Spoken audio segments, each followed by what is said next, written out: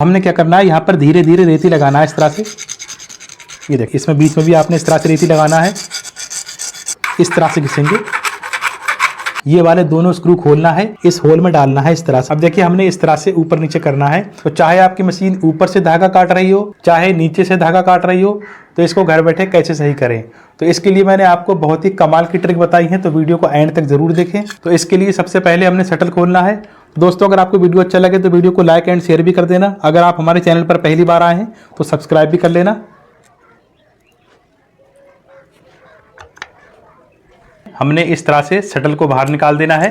ये देखें, अंदर वाली किनार होती है ना, यहाँ से हमने इसको साफ कर देना है। कई बार इसमें कचरा वगैरह ही फंस जाता है, तो पहले हमने यहाँ पर साफ जरूर करना है, उसके बाद मैं आपको ट्रिक बताता हूँ।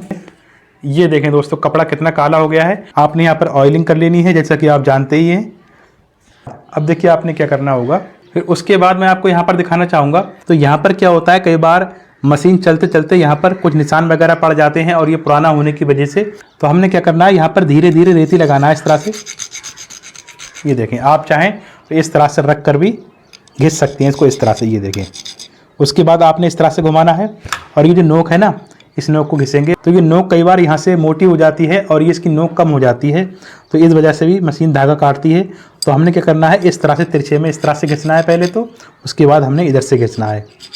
ये देखें, इस तरह से घिसने के बाद अब हमने दोबारा से शटल को लगा देना है। उसके बाद देखिए हम क्या करेंगे, फिर उसके बाद ये जो किनार दिख रही है ना, इस किनार में फंसकर भी कई बार धागा कटने लगता है। इस किनार पर भी इस तरह से रेती लगाएंगे। ये देखें, तो ये जो किनार है, इस किनार को हमने थोड़ा घिसना है इस तरह से। ये देखें, और ये जो बीच में गैप दिख रहा है ना, ये देखें, इसमें बीच में भी आपने इस तरह से रेती लगाना है। ये देखें, और यहाँ पर इस तरह से, और यहाँ पर इस तरह से रेती लगाएंगे। ठीक है, रेती लगाने से क्या होगा, यहाँ पर जो भी किनार वगैरह बनी होगी वो सारी खत्म हो जाएंगी।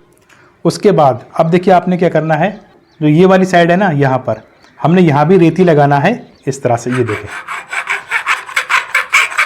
इस तरह से घिसेंगे। ये देखिए, ज़्यादा ज़ोर से भी नहीं घिसना है।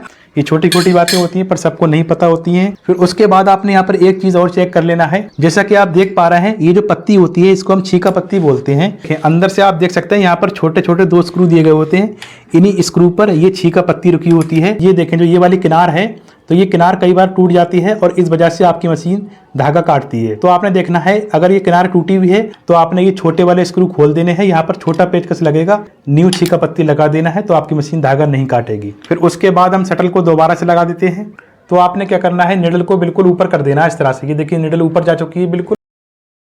अब जो ट्रिक आती है वो बहुत ही कमाल की होने वाली है, वीडियो को एंड तक जरूर देखें। अब जो लास्ट वाली ट्रिक है, तो ये तो बहुत ही कमाल की है, और धागा काटने की सबसे बड़ी वजह यहाँ से भी हो सकती है, जो मैं आपको बताने जा रहा हूँ। तो लास्ट ट्रिक बताने से पहले यहाँ पर मैं आपको समझाना चाहूँगा, धागा काटने की कई वजह हो सकती हैं। धागा काटने की एक वजह ये भी हो सकती है, हो सकता है आपका शटल ज़्यादा पुराना हो गया हो और मशीन चलते चलते शटल इस तरह से हिलने लगता है। इस तरह से देख सकते हैं। तो अगर इस तरह से शटल हिल रहा है तो समझ लीजिए आपका शटल खराब है, तो आप शटल को चेंज कर सकते हैं। और दूसरी वजह ये भी हो सकती है, शटल की टाइमिंग आउट होने से भी आपकी मशीन धागा काट सकती है, धागा तोड़ सकती है। तो न्यू शटल कैसे लगाते हैं, शटल की टाइमिंग कैसे मिलाते हैं, तो इस टॉपिक पर हमारे चैनल पर वीडियो पहले ही अवेलेबल है। उसके बाद धागा काटने की एक वजह ये भी हो सकती है, ये जो रॉड है, जो निडल वाला गज होता है ना, तो ये गज हिलने की वजह से भी आपकी मशीन धागा काटती है। तो ये गज अगर ज़्यादा पुराना हो गया है, तो अगर आप यहाँ पर इस तरह से पकड़कर चेक करेंगे तो यहाँ पर ये गज हिल रहा होगा। अगर गज हिल रहा है तो समझ लीजिए आपकी मशीन धागा ज़रूर काटेगी। तो आपने यहाँ पर गज को चेंज कर लेना है। तो न्यू गज कैसे लगाते हैं, गज की सेटिंग कैसे करते हैं, इस टॉपिक पर भी हमारे पेज पर वीडियो अवेलेबल है। ये अब बढ़ते हैं लास्ट वाली ट्रिक की तरफ, जो बहुत ही कमाल की ट्रिक है। सबसे पहले हमने निडल वाली प्लेट को खोलना होगा। तो हमने दोनों स्क्रू खोल देने हैं यहाँ से। तो अब देखिए हमने यहाँ पर क्या चेक करना है, ये जो निडल वाला होल होता है जिसमें निडल ऊपर नीचे होती है, तो आपने देखना होगा निडल प्लेट ज़्यादा पुराना होने की वजह से देखिए यहाँ पर निशान पड़ जाते हैं। मैं आपको दिखाना चाहूँगा, ये देखिए इस प्लेट पर निशान पड़ गए हैं। इस होल का शेप जो है ख़राब हो चुका है और ये होल बड़ा भी हो गया है, तो इस वजह से भी आपकी मशीन धागा काट सकते हैं। ये देखें, तो जब रेगुलर मशीन चलती है और जो नीचे वाला धागा आता है वो इसी होल में आता है, तो रेगुलर मशीन चलने से धागे से निशान पड़ जाते हैं। तो आप देख सकते हैं इसके होल में निशान पड़ गए हैं। तो इसके लिए हमने सूती बुकरम का एक पीस लेना है इस तरह से। ये देखें, छोटी सी किनार कट करेंगे इस तरह से। ये देखें, आप चाहे तो यहाँ पर झाड़ू की सीख भी ले सकते हैं, जो लकड़ी वाली झाड़ू होती थी आप उसकी सीख ले सकते हैं। और हमने क्या करना है, इस होल में डालना है इस तरह से। ये देखिए होल में डालने के बाद अब देखिए हमने इस तरह से ऊपर नीचे करना है, तो इसकी जो किनारे बन गई हैं वो किनारे खत्म हो जाएंगी और किनारों पर चिकनापन आ जाएगा। इससे क्या होगा, इस पर जो निशान पड़ गए वो निशान खत्म हो जाएंगे।